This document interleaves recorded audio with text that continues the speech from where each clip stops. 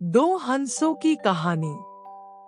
बहुत पुरानी बात है, हिमालय में प्रसिद्ध मानस नाम की झील थी।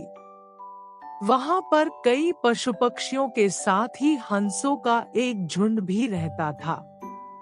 उनमें से दो हंस बहुत आकर्षक थे और दोनों ही देखने में एक जैसे थे, लेकिन उनमें से एक राजा था और दूसरा सेनापति।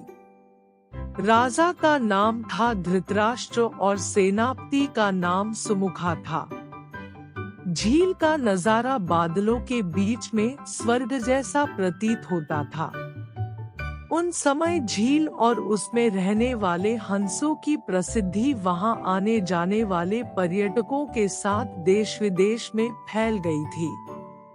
वहां का गुणगान कई कवियों ने अपनी कविताओं में किया, जिससे प्रभावित होकर वाराणसी के राजा को वह नजारा देखने की इच्छा हुई।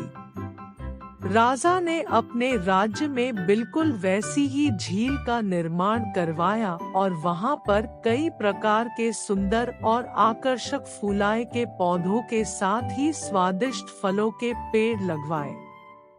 साथ ही विभिन्न प्रजाति के पशु पक्षियों की देखभाल और उनकी सुरक्षा की व्यवस्था का आदेश भी दिया। वाराणसी का यह सरोवर भी स्वर्ग जैसा सुंदर था, लेकिन राजा के मन में अभी उन दो हंसों को देखने की इच्छा थी जो मानस सरोवर में रहते थे। एक दिन मानस सरोवर के अन्य हंसों ने राजा के सामने वाराणसी के सरोवर जाने की इच्छा प्रकट की, लेकिन हंसाए का राजा समझदार था। वह जानता था कि अगर वो वहां गए तो राज उन्हें पकड़ लेगा। उसने सभी हंसों को वाराणसी जाने से मना किया, लेकिन वो नहीं माने। तब राजा और सेनापति के साथ सभी हंस वाराणसी की ओर उड़ चले।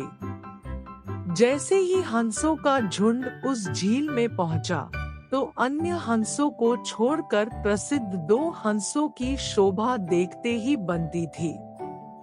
सोने की तरह चमकती उनकी चोंच, सोने की तरह ही नजर आते उनके पैर और बादलों से भी ज्यादा सफेद उनके पंख हर किसी को अपनी ओर आकर्षित कर रहे थे। हंसों के पहुंचने की खबर राजा को दी गई। उसने हंसों को पकड़ने की युक्ति सोची और एक रात जब सब सो गए, तो उन हंसों को पकड़ने के लिए जाल बिछाया गया।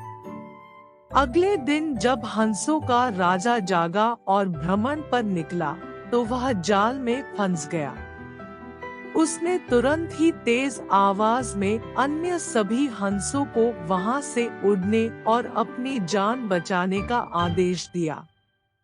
अन्य सभी हंस उड़ गए, लेकिन उनका सेनापति सुमुखा अपने स्वामी को फंसा देखकर उसे बचाने के लिए वहीं रुक गया। इस बीच हंस को पकड़ने के लिए सैनिक वहां आ गया। उसने देखा कि हंसों का राजा जाल में फंसा हुआ है और दूसरा राजा को बचाने के लिए वहां खड़ा हुआ है। हंस की स्वामी भक्ति देखकर सैनिक बहुत प्रभावित हुआ और उसने हंसों के राजा को छोड़ दिया।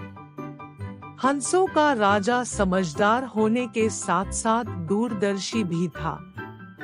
उसने सोचा कि अगर राजा को पता चलेगा कि सैनिक ने उसे छोड़ दिया है, तो राजा इसे जरूर प्राणदंड देगा। तब उसने सैनिक से कहा कि आप हमें अपने राजा के पास ले चले। यह सुनकर सैनिक उन्हें अपने साथ राज दरबार में ले गया। दोनों हंस सैनिक के कंधे पर बैठे थे। हंसों को सैनिक के कंधे पर बैठा देखकर हर कोई सोच में पड़ गया। जब राजा ने इस बात का रहस्य पूछा, तो सैनिक ने सारी बात सच सच बता दी। सैनिक की बात सुनकर राजा के साथ ही सारा दरबार उनके साहस और सेनापति की स्वामी भक्ति पर हैरान रह गया और सभी के मन में उनके लिए प्रेम जाग उठा। राजा ने सैनिक को माफ कर दिया और दोनों हंसों को आदर के साथ कुछ और दिन ठहरने का निवेदन किया। हंस ने राजा का निवेदन स्वीकार किया और कुछ दिन वहां रुककर वापस मानस झील चले गए। कहानी से सीख। किसी भी परिस्थिति में हमें अपनों का साथ नहीं छोड़ना चाहिए।